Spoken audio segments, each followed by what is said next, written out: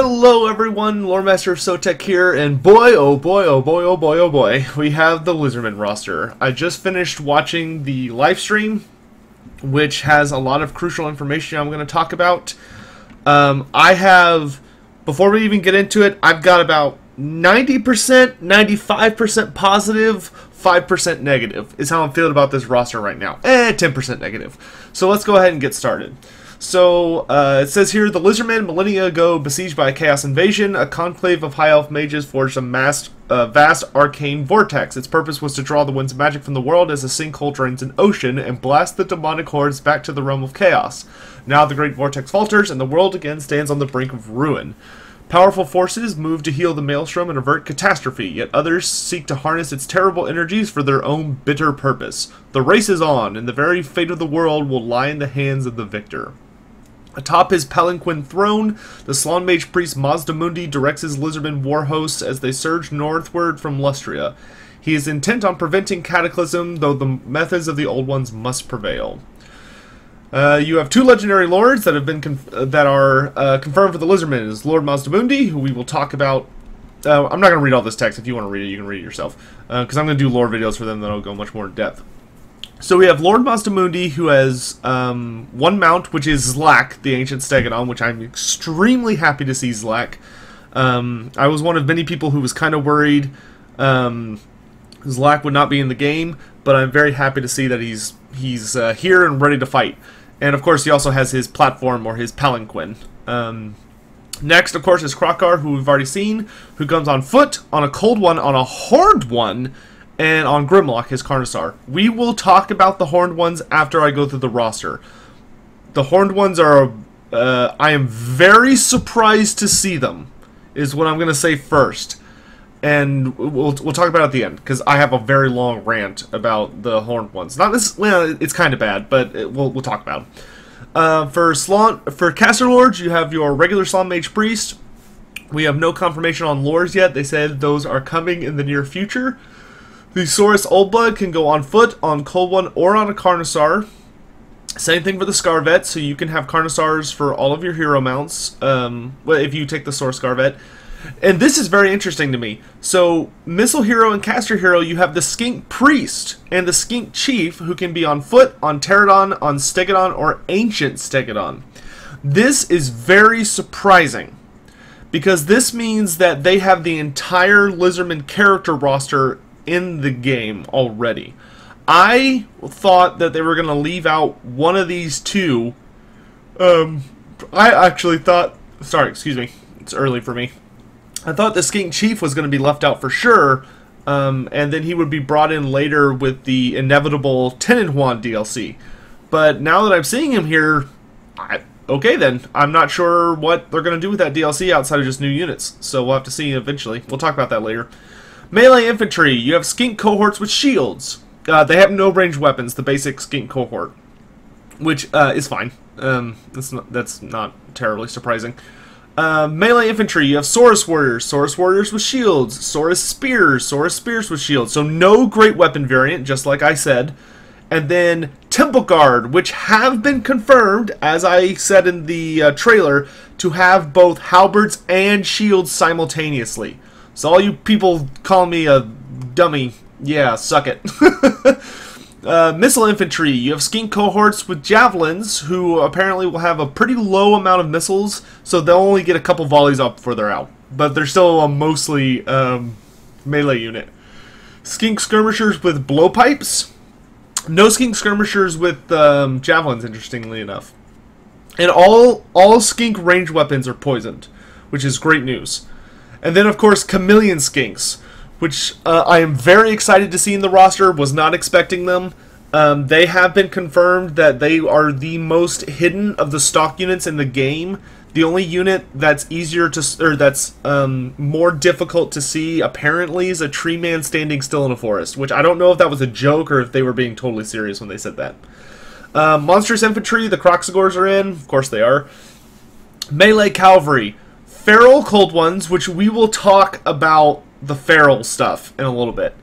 Cold One riders with spears. Horned ones, again. Pterodon riders with javelins, Pterodon riders with fire leech bolas, which the way they've confirmed those are going to work is the fire leech bolas in tabletop. When you throw them at someone, they do fire damage. Well, here they're going to explode. So you're gonna, your guy's gonna whip him around his head and throw them, and when they hit the ground, they explode, dealing explosion damage like most war machines, a lot of war machines do. And apparently they will specialize against unarmored infantry. The Feral Bastillodon, the Feral Stegodon, the Feral Carnosaur, the Bastillodon with the Revivification Crystal. So here's something new.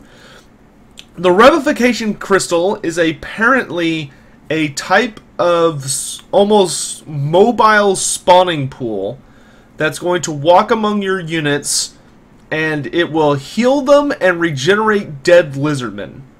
From what they said, I know for sure that it's going to heal them and it regenerates the dead. This unit. So let's talk about this for a minute. So, is this lore friendly? Is probably the #1 question people are going to come to me with. And the honest answer I have is that depends entirely on what it looks like. Do the Lizardmen... did the old ones leave behind a device that could bring Lizardmen back from the dead? Maybe. I mean, at the end of the day, you have to remember that the Lizardmen are a race of beings who have the most advanced weaponry by a long shot in the Warhammer Fantasy universe. They don't use most of it, either because they no longer know how it works, or they do know what it works, but it's a doomsday device, and so they decide it's not a good idea. Or maybe it's not a doomsday device, but if it were mishandled, it would become one. The Lizardmen book talks a lot about how the Lizardmen have many devices and arcane weaponry that they could use, but they don't for a myriad of reasons. So I do not think that it is entirely unlore friendly for the Lizardmen, in light of the fact that they're finally invading the world, to unleash a new type of weapon attached to a Bastillodon.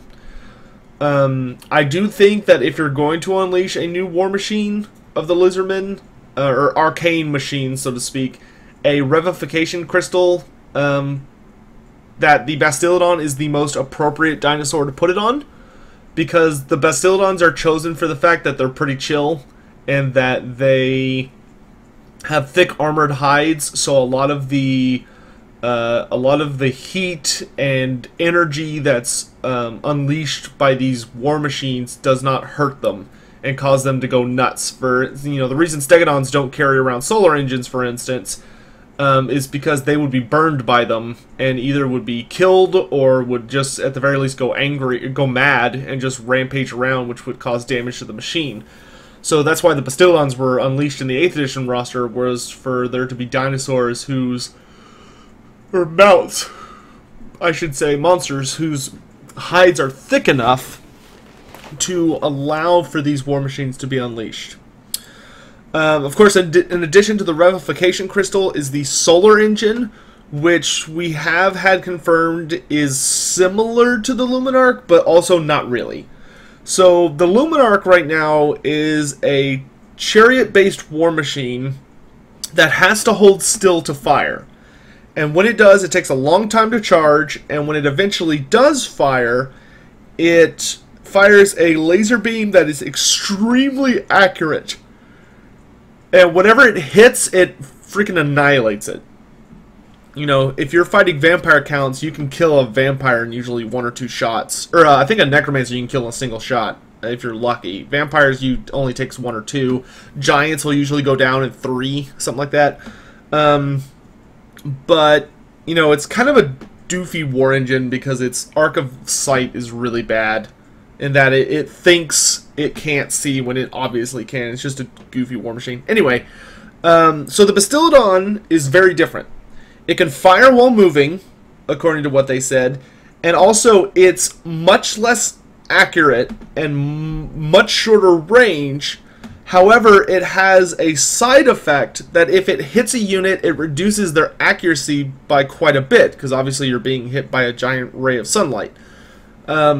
Which means that if you are a Lizardman player and you're charging into the fray, it's almost better to use the Bastiladon to debuff your enemy's ranged units. So if you hit their artillery or you hit their archers or whatever range units they have with this solar engine, with the laser beam, it reduces their accuracy by a bunch. So it's going to be a very useful defensive weapon. Apparently it does also have very high damage. So if your enemy has a giant or a hydra or whatever monster is going to be stomping around out there, you can certainly laser beam them with it and cause quite a bit of damage. But it's not going to be as dependable as the Luminarch is, as far as you can aim it from halfway across the battlefield and know you're going to get a dead-on shot unless something weird happens.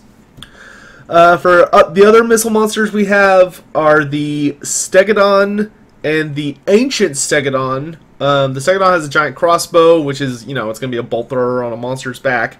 And then the Ancient Stegodon is going to have giant blowpipes, which are both tabletop creatures. The giant crossbow is probably just going to be an anti-large poisoned bolt thrower, essentially.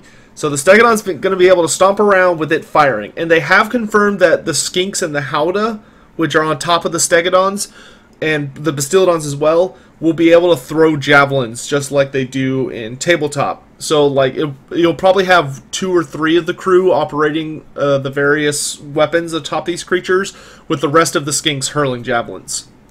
So that's the complete roster. So let's have a conversation about a couple of the weird things and a couple of the missing things. So let's start with the people who are here that shouldn't be, but I was not expecting to see. So we've already talked about the Revivification Crystal. I don't know why Brits struggle to say that, apparently. Apparently that's hard for them. But that, I actually am okay with that. And I don't think that's too weird. Well, okay, it's weird, but I don't think it's out of the realm of possibility. It's definitely sounding like the Warhammer 2 factions, from what they've talked about, are being very hardcore designed for longer lasting battles. So if you were someone who felt that the Warhammer 1 races, when they fought, were too fast, then you're probably going to love Warhammer 2. And we'll get more into that in a little bit. Because the Lizardmen have a ton of healing mechanics, which is very bizarre for me as a Lizardman player. So let's talk about the units that I was not expecting, the unit, I should say, that has caught me a little off guard, and then we'll go more into depth about what everyone's capable of, and then, well, okay, whatever, let's get going. So, the Horned Ones. The Horned Ones are in 2 variants in this list. They are a melee cav unit, and then I guess due to his due to his prowess as a Beastmaster, Krokgar can also ride a Horned One. So what are Horned Ones? Horned Ones are a distant cousin of the Cold Ones, who obviously have a little horn that comes out of their head, nose, and they are very, very fierce. Typically, they're quite a bit leaner than Cold Ones, and much more ferocious. So, am I upset to see them in the roster? No. Horned Ones are a old friend of the Lizardmen, so to speak. However, they primarily featured in the Southlands armies of the Lizardmen, or as a Dog of War unit. The most famous Horned Ones, so to speak, are Huichi's Raiders, which were a group of Horned One riders that ran around the entirety of the Warhammer world as mercenaries, accepting payment as like sacred plaques and other Lizardman artifacts in order to help people out. So, CA must have seen their lore blurb in the 8th edition book and said, hey, those look cool, let's put them in our list. Fine. Here's where they messed up. And one of my 10% of complaints is that the Horned Ones are a skink mount. They're designed to have skinks on top of them and are basically a really awesome hybrid of melee cav and missile cav. So they're this unit that are extremely fast. They are terrifyingly fast in tabletop. And they have a bunch of skinks on top of them who can, who have, of course, ranged weapons like short-range javelins, and are actually very fierce in close combat. When it comes to close combat, they are the best of the skink units. Maybe better than the Ripperdactyls. Ripperdactyls are a flying melee cav unit that is just like terrifyingly deadly. Like, they fly into combat and they've got tons of attacks and they're armor piercing and they have killing blows, so they just wreck people. The horned ones were basically, they were actually a little tougher than most people would give them credit for, but they were very similar to a glass cannon cav unit. You know, they would come in swinging and could absolutely rip through your flanks if you weren't paying attention to them. But they were kind of balanced by the fact that they had skinks riding them, who were more, of course, maneuverable and had better control over their mounts than most Saurus do. Because Saurus are spawned with a natural affinity for cold ones, but cold ones are idiots. Like, they're stupid, and can be very difficult to control, even for the Saurus. While the horned ones are very intelligent, and they were more naturally inclined to have skink riders. So I'm glad to see there's not just a, you know, that, like, just regular horned ones, fine. Like, I'm okay with that. Krokgar being on a horned one, I feel is unnecessary and also kind of goofy. I feel what happened here is that CA and whoever their contact must have been at Games Workshop literally opened up the 8th edition book, looked through the 8th edition book only, and saw the horned one blurb and was like, hey, that looks cool, let's put it in our list. And did not know the history of the horned one and what it actually is. So I really don't like this as a lore purist, I guess. And I mean, feel free to just stick your tongue out at me and say, well, get over it. I mean, if they end up sticking with this, like, because I guarantee once this comes out, everyone's going to freak out about the horned ones, and CA is going to go, whoops, and may change it. Because the Lizardmen community almost certainly, which many people are hopping on the Lizardmen bandwagon right now, is going to, you know, everyone's going to Google horned one, and is going to see Tichi Huichi's Raiders and be like, those are skinks, not Saurus, and freak out. So I'm kind of hoping they back off this and drop this and end up adding, like, I would love to see the horned one as a mount for the skink chief, or just to have skink riders. I think that would be really cool. I don't want to see Krokgar riding it.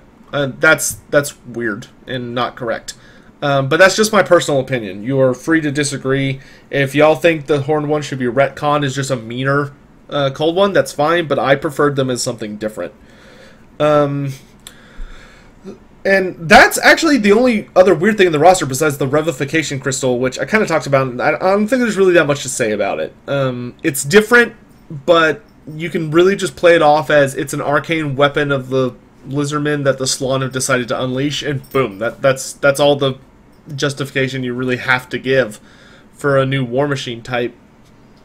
So let's go through the roster. Well, okay, let's talk about who's not here. Let's talk about who was not invited to the Lizardmen Total War Party. So the most obvious unit we're missing, and the one who is dearly beloved by anyone who plays Lizardmen, is the Salamander.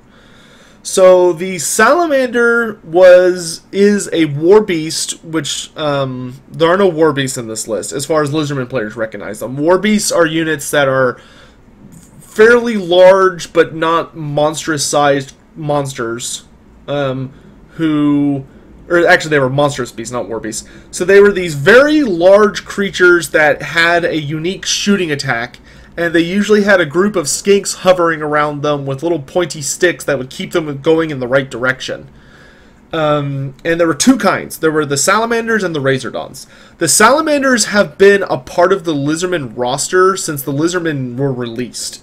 There is no Lizardmen army book that does not have Salamanders in them. So they are an old school favorite of the Lizardmen players. And they are literally these big ol' amphibian-like creatures. So, you know, amphibian, I think is the right word for going, yeah, for frogs. So they can go, you know, on land or in water. So they're aquatic, and they shoot big old gouts of flame. Like, they spit this acid that when it hits the air, makes contact with the air, it erupts into fire, and it just burns the shit out of everybody in front of them. And in tabletop, there is no unit as beloved by Lizardmen players, in my opinion, than Salamanders.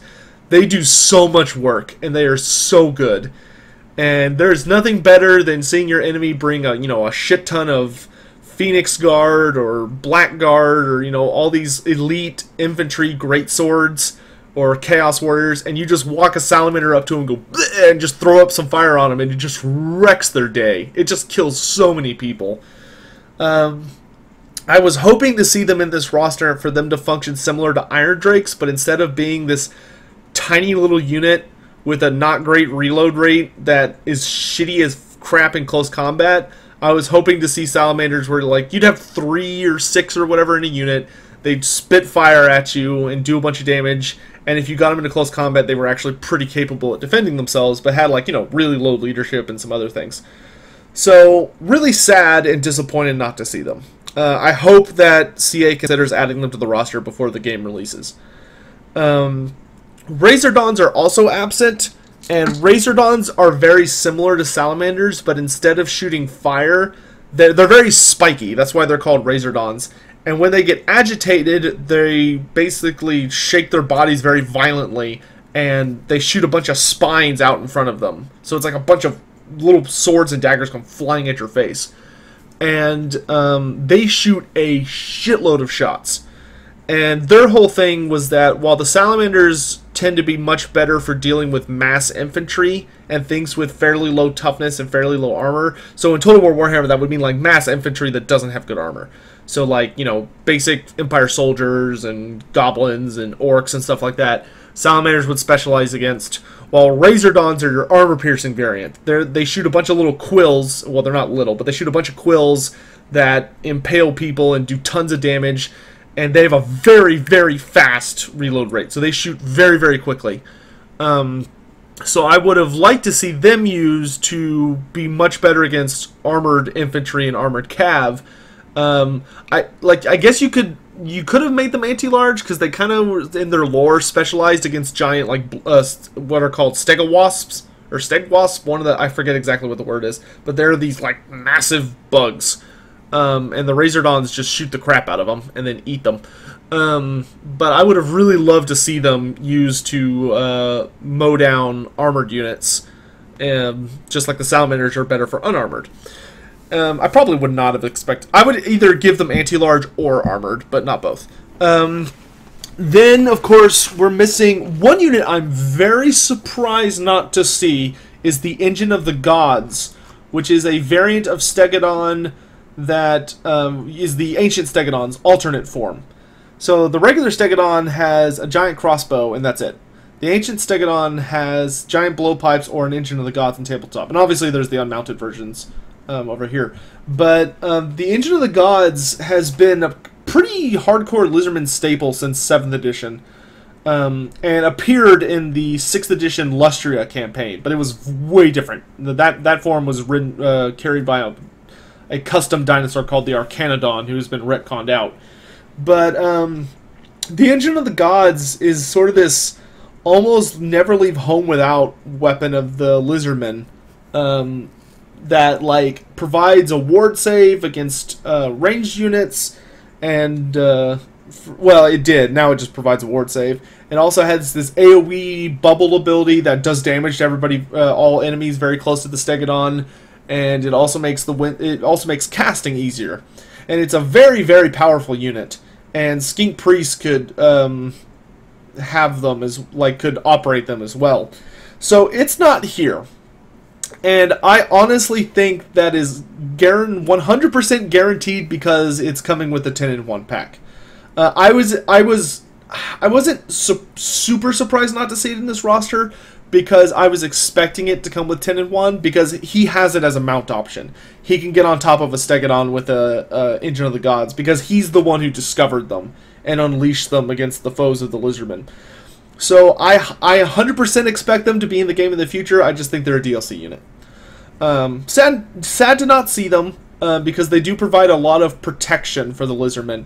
But with the crazy healing mechanics the Lizardmen now have, you probably don't need it as much. And then, of course, the final two units that are missing are the Ripperdactyls, which are they're not related, but they're, in tabletop terms, they're the distant cousin of the Pterodon Riders. So where the Pterodons are all about ranged fire and harassing and being very swift and like flying in, dropping their load and flying away, the Ripperdactyls are the pure carnage combat unit. They are an absolute glass cannon in tabletop in that they can fly in and fucking devastate units. There are very few units in tabletop that are not scared of them for very good reason, because they have very good armor piercing, tons of attacks, and they have, of course, the ability to kill man-sized things instantly, regardless of how much armor they have, which, like a unit of Chaos Knights can get absolutely obliterated by Ripperdactyl Riders. And most elite cav are terrified of them. Dragon Princes and Cold One Knights and all those guys, they are very scared of Ripperdactyls for good reason. I am not surprised not to see them. They were definitely on my list of top 5 things I was expecting not to see in the game, alongside the Razordon, I was actually not expecting the giant blowpipes, and the Troglodon, who we'll talk about in a moment. But the Ripperdactyls, I think, would be a very awesome unit that would supplement the Lizardmen roster. But I think every unit that is missing is missing intentionally. I don't think they're not ready, or they couldn't be ready. Well, maybe they couldn't be, but I think all of them are were very decidedly put into the DLC category. I am fully expecting us to get the entire Lizardmen roster with the first DLC for the Lizardmen. But I think the Salamanders, the Razordons, the Troglodon, and the Ripperdactyls, and the Ancient of the Gods are all, and the Bastiodon with the Ark of Sotek, are all units that fit very comfortably and thematically with Tenant 1's Sotek-themed DLC. But, so, I'm very sad not to see the Ripperdactyls. They provide a crucial role in most Lizardmen armies, and would very well round out the Lizardmen in Total War Warhammer, because they're a very fast, elite glass cannon cavalry that are very aggressive with frenzy and armor piercing. That would be great for taking out heavy cav and heavy infantry, and would just absolutely devastate many of those things. So I'm sad not to see them, but I understand. Then there's the Troglodon. So there are a lot of people, I think, hoping to see the Troglodon. I was not one of them. Not because I hate him, but because I just wasn't expecting to see him. He is way too Sotek themed, and he's only been released in 8th edition. And he also really sucks in tabletop. There is no worse monster in the Lizardmen roster than the stupid Troglodon, because he's this weird hybrid Carnosaur thing. Like, they designed him to be like a Carnosaur, except for he's mostly range oriented.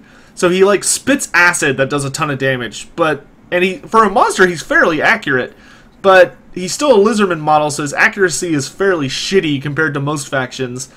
And in combat, he was just slightly below par of what you would expect for a monster. Like, he had poisoned attacks, which were neat, but he just wasn't that great.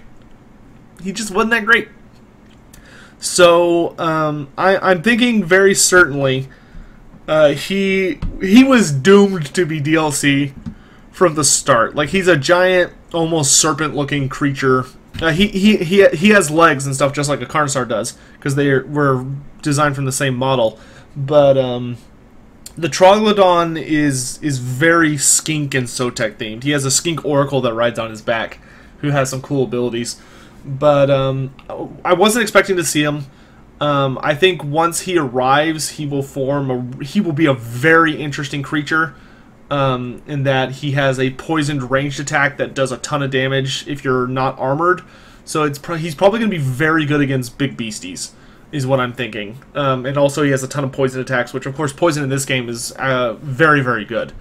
In tabletop it's also good, but it's better in Total War Warhammer in my opinion. So those are everybody we're missing. And they will be missed, but with the exception of the Salamander, I'm 100% okay with who's missing. The Salamander are the other 5% of my complaint. So my complaint with the Lizardmen roster can be summed up as 5%, the Horned Ones should be a Skink-themed unit, not a Saurus-themed unit like they currently are. And 5%, no Salamanders, where are my Salamanders? Other than that, I don't have any complaints. I think there's a couple of weird things that we're going to talk about now, but other than that, I have no complaints. So let's talk about, it's not actually written here, but they talked about it in the live stream. Let's talk about the new mechanics for the Lizardmen. So the Lizardmen have two new mechanics. They have a feral mechanic, which you see in a lot of these feral creatures, but it also applies to most of the Saurus variants. And they also have the cold-blooded mechanic. So there are a few things they communicated about the Lizardmen. One, the entire Lizardmen roster has very high leadership. So they're probably going to be a little bit worse than the dwarves, but somewhere in that ballpark of a very sturdy army as far as leadership is confirmed. However, the way they balance this is that many of the Lizardmen suffer from a feral rage mechanic. And the way the feral rage mechanic works is that certain units, when they start taking damage, have the ability to become enraged and will just charge at the nearest enemy. Like, you will lose control of your unit and they will just immediately sprint towards the nearest enemy and attack them, regardless of what that is. And the units that are affected by this are Saurus Warriors, all four of these. The Temple Guard are not. The Temple Guard are immune to this. But the Saurus Warriors, Saurus with spears, and then the two Saurus with shields, they are susceptible to it. I think the Croxagores are susceptible to it. They didn't really say if they were or not, but they have the same rule. The Saurus have a rule called, oh gosh, what is it? It's like Primal Fury or Primal Instinct, one of those two, in tabletop, which makes it so that whenever the Saurus deal damage or attack, there's a chance that they can generate more attacks because they fight with this hardcore animalistic style and their entire body is weaponized. That's what it represents. So like while they're swinging at you with their swords, they might bite you or whack you with their tail or whatever. So that's what it represents. And the way, and it also has this side effect in tabletop where a unit that has it, which are Croxagores and Saurus, if an enemy breaks and flees from them, if there is not a skink character very, very close to the Saurus unit, then the Saurus have to pursue because their animalistic urges take over and they just go after them. So this is a very real or very faithful recreation of the Lizardman book. I was not aware this was capable in Total War Warhammer because I would have liked to see this affect all of the Frenzy units. But what are you going to do? But, I mean, Frenzy's, don't get me wrong, I think the way they did Frenzy is 100% okay in Total War Warhammer, where it's a buff, and if you lose too much leadership, you lose the buff. I think that's great. That's perfect. I don't think it needs to be changed now. I'm not saying go back and change it. So, the Saurus have this mechanic, and it also affects all of the feral units. So, feral Bastildons, feral Stegodons, and feral Carnosaurs also have this ability where, yeah, and feral Cold One and Horned One riders, or not riders, feral Cold Ones and Horned Ones, which are not ridden. Good job, Sotek. Anyway, if they start taking damage or they get involved in a fight, then you very easily can lose control of them for a while, and they're going to go stomping through the enemy and do a bunch of damage and potentially get killed because you can't control who they attack. So, for instance, if your enemy is smart and he sees a group of Saurus warriors coming towards them, well, that's not the best example. If he sees a group of feral Cold Ones or a feral Carnosaur coming at him, he can have his, units shoot them, his archers shoot them, and put his halberd or spear units between the archers and the monster. That way, when the monster gets enraged, it attacks the nearest unit, which is, of course, the spears, who are designed to handle this large model, and they just poke it to death. So as a Lizardman player, you're going to have to be really careful with how you layer your troops, because you're going to want troops that are very dependable, like Temple Guard, Skinks, and all of those guys, shouldering the brunt of the range damage and like harassing the enemy so they don't have a chance to enrage your units and set up traps for them. Now, units that are mounted, such as pterodons, bastillodons, stegodons, ancient stegodons, and so forth, are not susceptible to this, or at least are, to my understanding, are not susceptible. If there's a skink associated with the model, so like riding it, it's totally immune to this. Temple Guard are also immune to this. I think Cold One Riders and Cold One Riders with spears are also immune, but they didn't officially say that, so I'm not sure. That being said, the Saurus and the Kroxigors are apparently more resistant to it, so it takes a lot to set them off. So there are different levels. For instance, they've said that the Bastillodon, for instance, and the Saurus take quite a bit to get them to go feral and attack somebody. And you can regain control of them. You don't lose control of them for the entire battle. You regain control after just like a few seconds. But they will charge into battle without your consent. Which would make Karl Franz very upset. This does not have my... Anyway, and the Carnosaurs, with for the Saurus Scar Veteran, who can take the Carnosaur as a mount, he also does not have complete control over it. So it has the ability to also get enraged and rampage into battle without your consent. The Saurus Old Blood and Krokar, however, have complete control of their mounts, and this is not a concern for them. So, that is a fascinating mechanic, and is based very well in tabletop, and is something that, as a Lizardman player, I will be very prepared for mentally, but could be very difficult for many Total War players.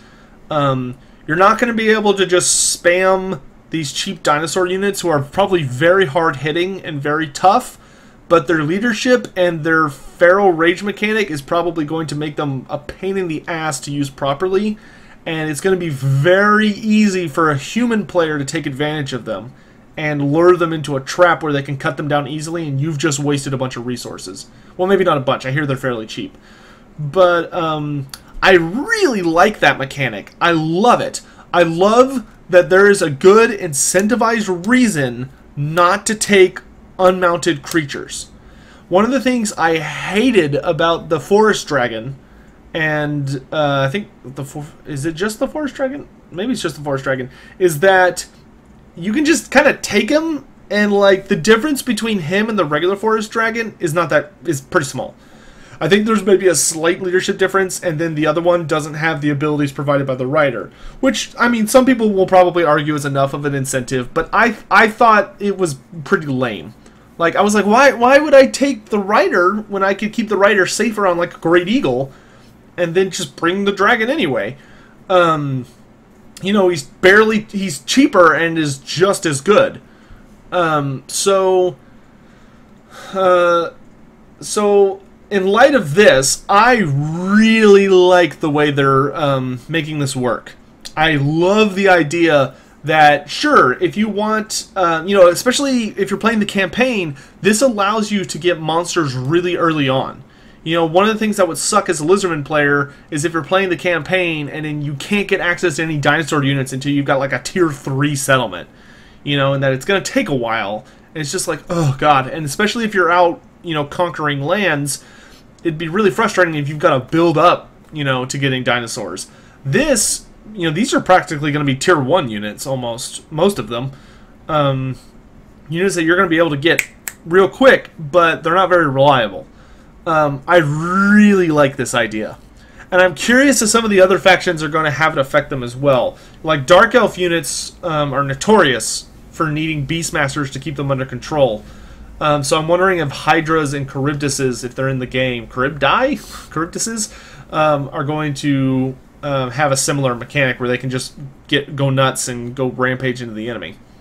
So that's the Feral Rage mechanic, which I think overall is really good and an excellent addition to the Lizardman playability. I think it's a great job, very fascinating, sounds really interesting, and it sounds like if you're a really good player, you can actually work it in your favor, where you like intentionally throw a certain unit into a situation to take advantage of their Feral Rage mechanic, so you don't have to worry about them for a minute, and know they will keep chasing the enemy relentlessly.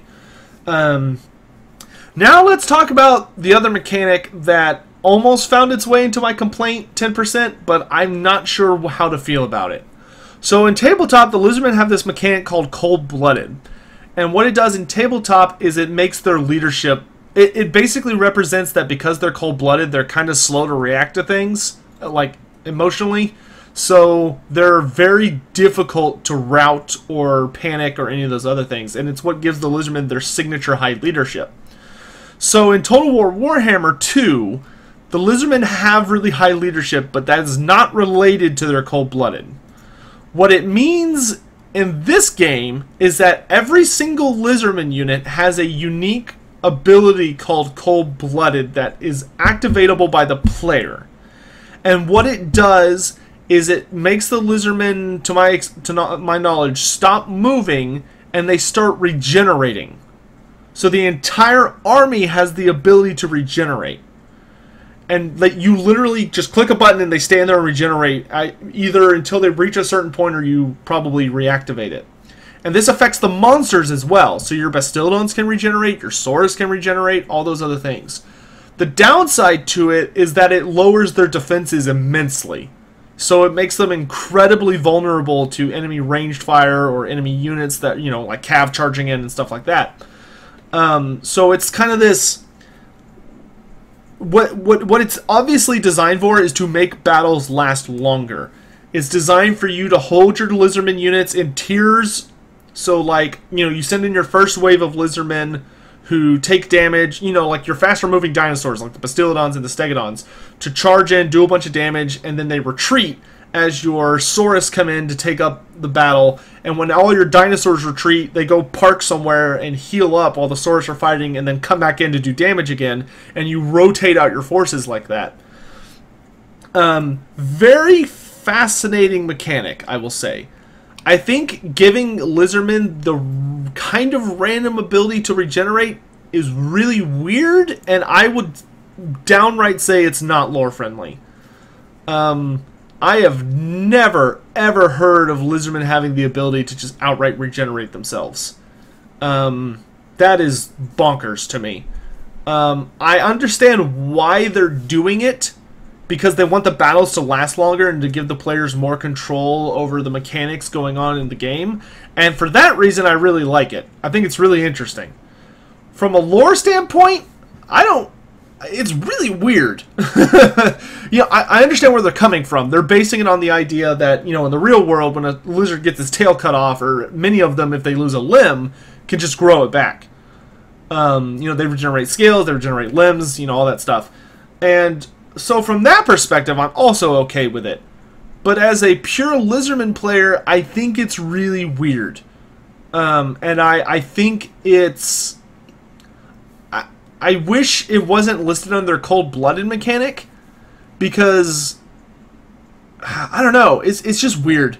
You know, Lizardmen traditionally in the lore, if they take damage, then they just take damage, and it takes a while for them to heal. You know, Gorok is the most infamous Saurus character, because he's been impaled and crushed and stomped on and run over and all this stuff, and he just tanks it because he's a boss.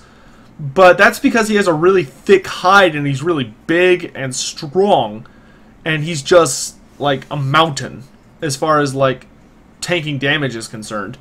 But after the battle, the skinks very carefully remove all the damage from him and tend to his wounds, as is normal. This kind of introduces the idea that Gorok could like get impaled by a lance like he was once, and then kill whoever was holding it, sort of rip the lance out of him, which, I mean, granted, Gorok just left it in him because he didn't give a shit, and the skinks had to pull it out of him at the end of the battle. But, you know, that it could be pulled out, and he could go stomp over to the corner and just regenerate for a few minutes. So, I don't know, I feel kind of weird about it. Like, it's definitely, I'll say it again, I've said it once, I'll say it again, it is not lore friendly. This is a completely new thing for the Lizardmen, is this crazy interpretation of them being so lizard-like that they just outright regenerate damage done to their bodies.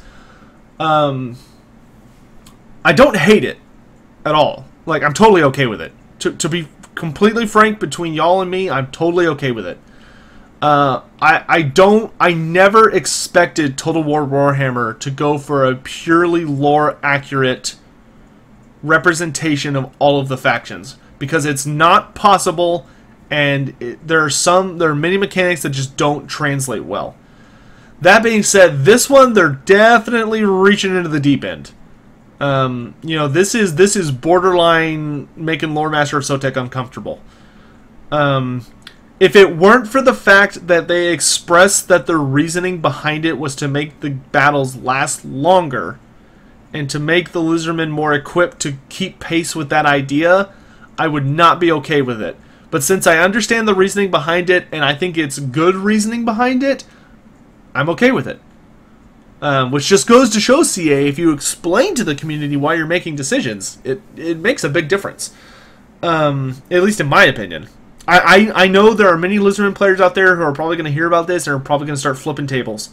But I think it's an okay idea.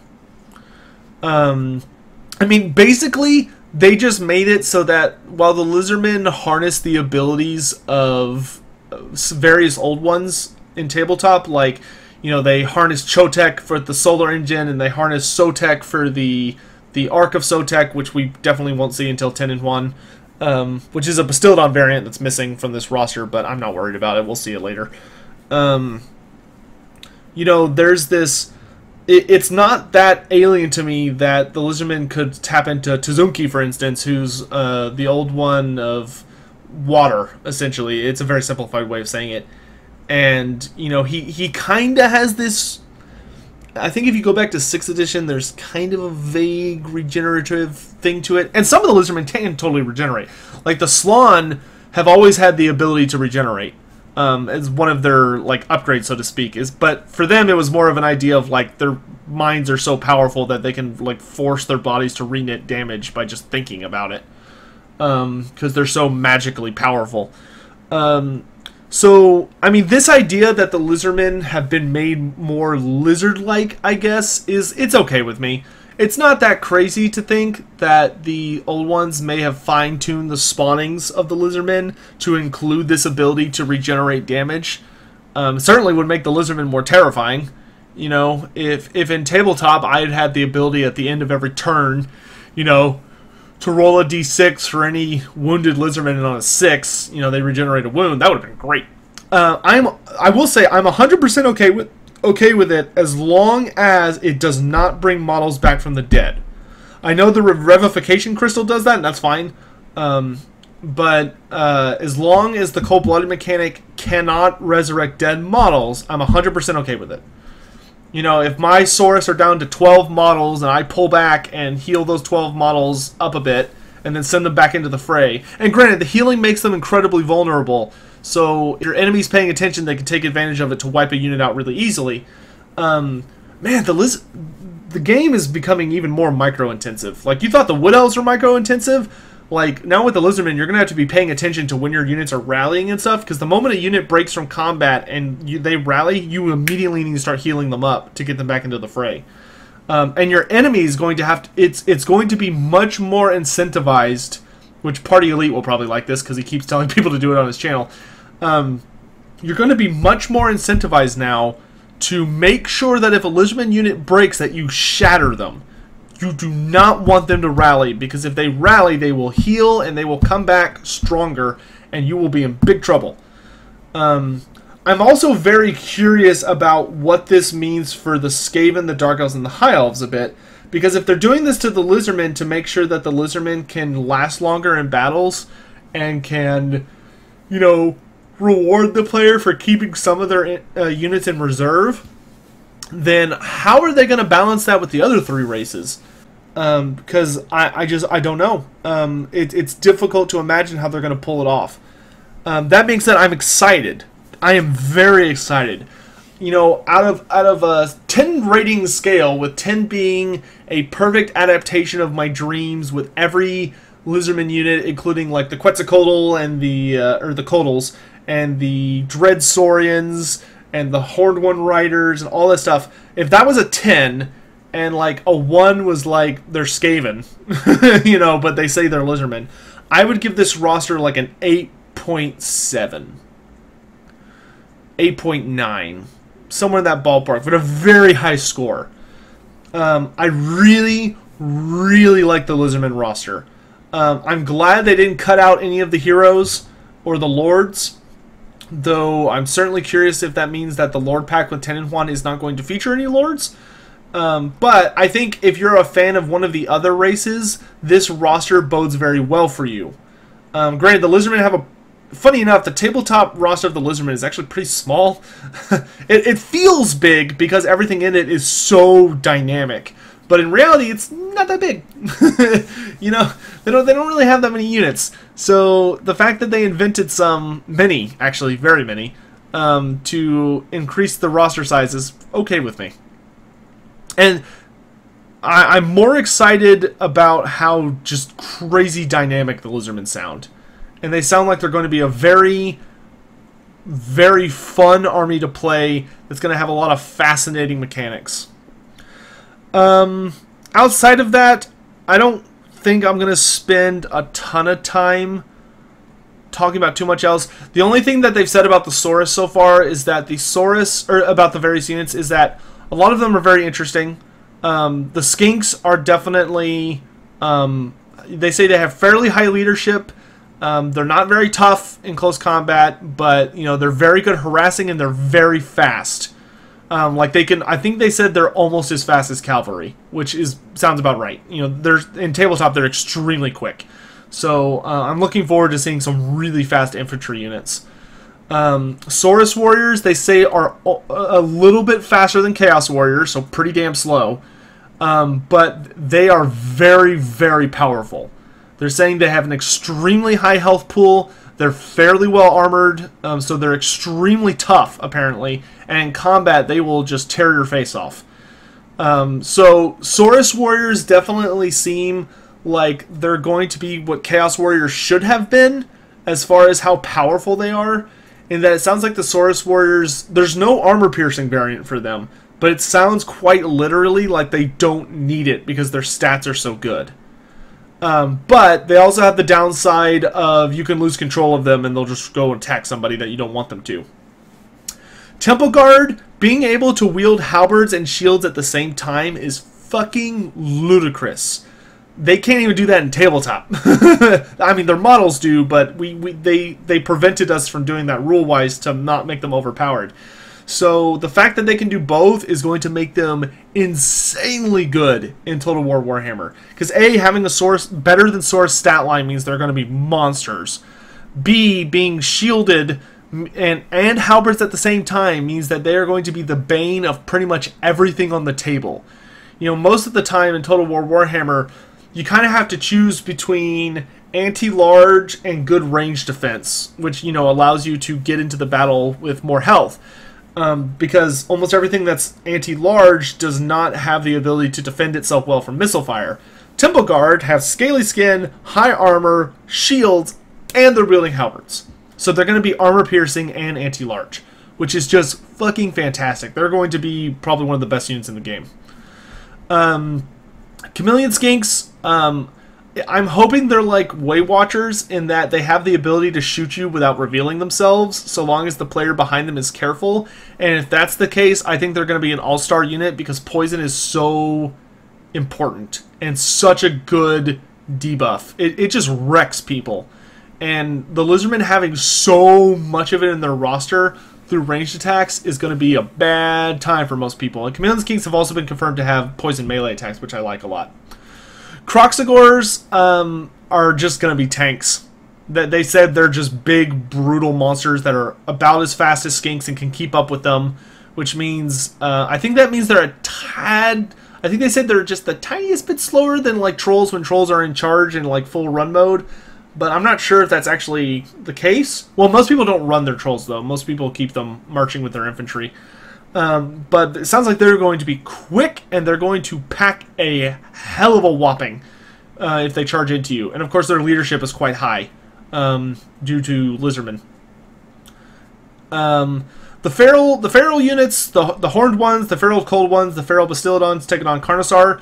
Now that I know they have that enraged mechanic, I 100% welcome them to the party and think they're going to provide a crucial role to Lizardmen players. As your, I think when it comes to attacking in waves, there's going to be 3 waves Lizardmen players are going to fight with, for those who have good micro. which is going to be the Skink and Kroxigor wave, which is going to go in, do harass, hit the flanks really hard, but is, you know, easily able to control and can run away and go back in because of how quick they are. Then I think it's going to be the Feral roster, so your Feral monsters and your Cold ones and Horned ones, who you're going to send in after the Skinks, who, if you're going to want to be really careful with your angles and what the nearest enemy unit is to them at all times. And their goal is to plow into units that have been softened up by the Skinks and just start ripping into the enemy line. And the goal is hopefully you send them in and they do a lot of damage and then they break and run away. And then you activate their cold-blooded mechanic for them to start regenerating on the sides of the battlefield while your Saurus, who are your third wave and your slowest, show up and smash into the enemy line that's already been torn to tatters by the monsters and the Skinks and finish up the game. You know, bringing in your monsters again as a fourth wave if you need them. They have confirmed as well during the video that Lord Mazdamundi is going to be the most powerful caster that we've ever seen in Total War Warhammer.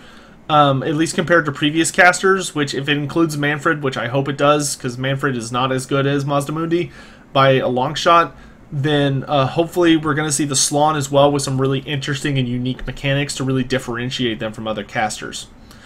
Other than that, the lowdown of it is you've got your Slawn, who are going to be powerful casters. Hopefully they'll have enough lore variants where you can have like a damage focused caster, a buff focused caster, and a debuff focused caster, which is kind of how they show up in tabletop.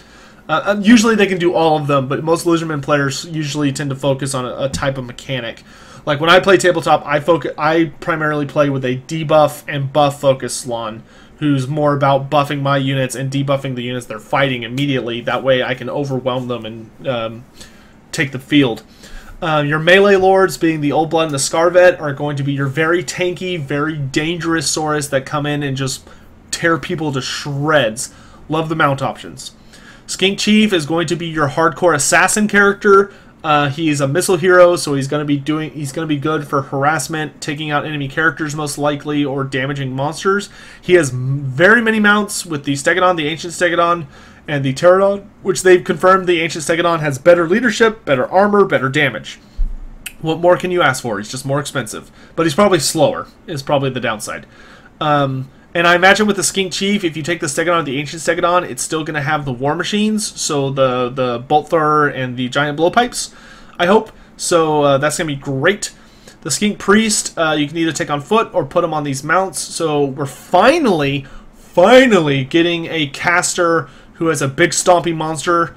I know you can take like vampires with dragons, you know, but vampires don't really count because they're really good melee. And you know, Chaos Sorcerer Lords can ride dragons, but once again, they're pretty good melee. The Skink Priest is not at all good at melee, and I'm super excited that you can put him on a big, scary monster to make him really good at defense and protect him from those, you know, those annoying fast cav units and flyers and stuff like that. Definitely won't want to do that against like Bretonia, you know, who might come down and poke you in the face with a series of lances, but with like Pegasus Riders. But I love that there's a Pterodon variant too. Mobile casters in the air are fantastic. But I really hope this means we can please get our Goblin Great Shamans under Ragnarok. Please. I really like this, and I think this bodes well for High Elf Archmages on dragons. Skink cohorts, all of them, and the Skink Skirmishers and Chameleon Skinks. Lots of poison, lots of ranged weapons, very short range. You know, they're very short range weapons, and you're going to be outgunned almost always by people at range. But once they get in close, have very high reload rate, shoot lots of missiles, and of course they're poisoned, so they can really just drag down the enemy line. You know, because poison reduces so many stats, including movement speed, and all sorts of other stuff. And so it's supposed to reduce vigor, but I think someone recently told me that it doesn't actually do that. It just says that on the tooltip, but it's either it's not working or it's not implemented, and they just need to remove it from the tooltip. Temple Guard and Saurus Warriors are going to be very, very elite infantry. Probably one of the best core infantry in the game. Sounds like they'll certainly be better than Chaos Warriors, which will be kind of a funny change from tabletop, where Chaos Warriors were a little bit more elite. And then, of course, your Temple Guard, who sound like they're going to be hands down when it comes to putting out damage, or maybe just in many ways are going to be the best infantry in the game. Which is good, because in tabletop, they're one of the best infantry in the game. If you have a Slon in them, I argue they are the best. Kroxigors, very similar to Trolls, but much, much, much more reliable, and are definitely going to be great for just plowing through people. Code 1 Riders, they've already said, are very heavily damaging Cav. They're about the speed of Boar Riders, so they're slower than horses, which fits. You know, they're a bit slow, and chunky, I think is the word they used to describe them, which I liked. And you know, they're a little bit plodding, but they're going to be absolute monsters in close combat and just tear into people. And once again, with the Saurus on top, are going to be fairly tanky, but you got to keep control of them. You know, you got to watch out for that. Also, they said, I just want to make sure everybody knows, they said in the live stream that Kroxigors are stupid. Kroxigors are not stupid. They're simple, but they are not stupid. Cold ones are stupid, you know, but Kroxigors do not have the stupidity special rule. They are not like Trolls. They are smarter than Trolls.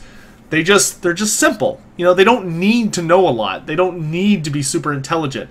When it comes to what they do, they're very up there. They're kind of animalistic. You know, their weapons do have to be chained to their wrists because they don't tend to forget them so much as they don't really prefer to fight with them. Kroxigors tend to very much just gravitate towards like flailing their massive arms and biting people's heads off and clubbing them with their tails.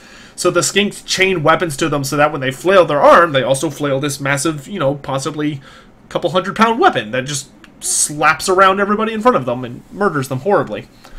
Pterodon Riders, basically incredibly fast cav, designed to harass with a drop rock ability that's like a gyro bomb, except for it's a one-use only, so it's probably a little bit better. And you just fly over, drop, and it plows into a line of people doing tons of damage. Probably very high kill rate for the people it lands on. And then, of course, the Fire Leech Bolas. So you have the regular variant, which throws Poison Javelins, which is going to be excellent for harass and excellent for supporting your monsters and melee units. And then you have the Fire Leech Bolas, which throw leeches that, when they, you know, they make contact, when they're taken out of water and they make contact with the air, they combust. And you're going to throw those with your Pterodons. Once again, very short range, but you throw them and they do tons of explosion damage. Going to be excellent unit for dealing with archers. Low tier melee infantry and stuff like that. Fire Leech Bolas are going to wreck them. Oh, another thing they said about Saurus that I'm very excited for is that they talked about, because the Saurus have kind of a low center of gravity due to the way they kind of hunch, and they have tails balancing them, they actually apparently have very high mass.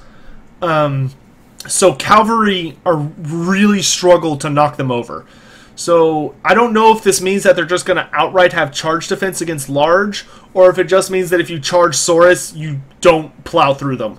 But the fact that they bothered to talk in depth about it means that they're probably going to be very heavy, and when you hit them with cav, you're not going to get that fully satisfying punch through like you do, unless it's probably like something elite heavy, like Demigryphs.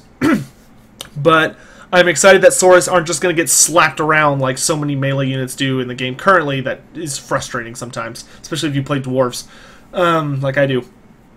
Feral dinosaurs, we already talked about them. The Bastiladon, they have said, is incredibly tanky, which he should be. He's one of the highest armored units in the game, and he probably is going, because of his scaly skin, is probably going to have exceptionally high missile resistance.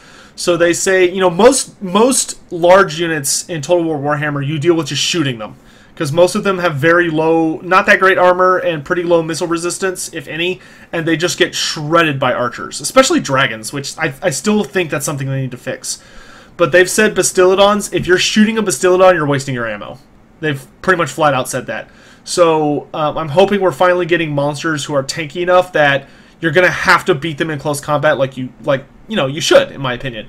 If something's got a ton of hide and armor, a fucking arrow shouldn't be able to hurt it. I always get frustrated when goblin archers are like shredding my heavily armored units. So hopefully these monsters are going to be here to rectify that at long last. And then, of course, the Stegodons, very, very high charge bonus, fairly swift, armored, very tough hides, and can do tons of damage. And are going to be excellent for shattering enemy front lines.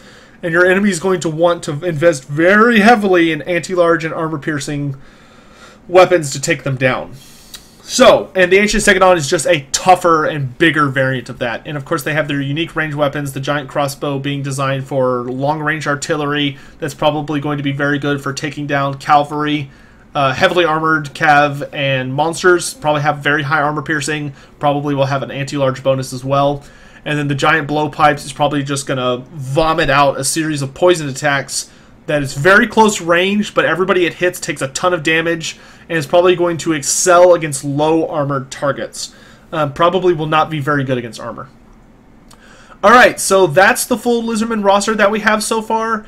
Personally, I will be petitioning Creative Assembly in every way I can to fix the Horned One and to somehow, some way get the Salamander in the roster. Please, God, get the Salamanders in the roster. Hashtag free the Salamander. Hashtag, yeah, let's do hashtag free the Sallies. Free the Sallies! God, I need my Salamanders, man. They're such an old school unit. As long as the Lizardmen have been around, there's been Salamanders. So I really, really hope we can get them in the roster. Other than that, I think that'll pretty much do me for today. I hope you all enjoyed this. I hope you're all excited. God knows I'm excited. They say there's some gameplay and some other footage coming maybe this week, maybe next week. In any event, I hope you're all doing well. I'm working on some projects right now. I will see you guys around. This was all very, very exciting. I am, like I said, 95% satisfied with the roster. So I love you all very, very much. I will see you around very soon with more information. And let me know what you guys think down in the comment section. I'm very curious about your thoughts. The cold-blooded mechanic in particular and the enraged mechanic are very, very interesting. Primal Fury, is that what it's called? The source ability? Anyway, I gotta go. So I'll talk to you guys later. Thanks for watching. Have a good day. Bye.